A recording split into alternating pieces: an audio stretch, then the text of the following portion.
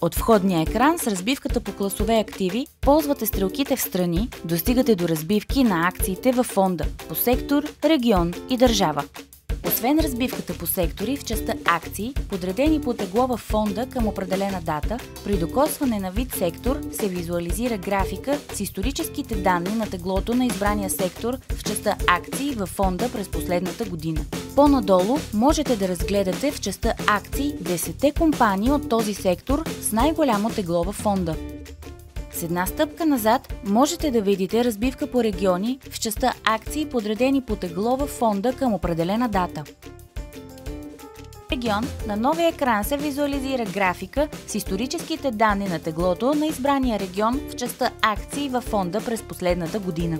Превъртайки надолу страницата, попадате на познатия екран. 10-те компании от този регион с най-голямо тегло във фонда в частта акции. Върнете се назад, за да разгледате разбивка по държави в частта акции, подредени по тегло във фонда към определена дата.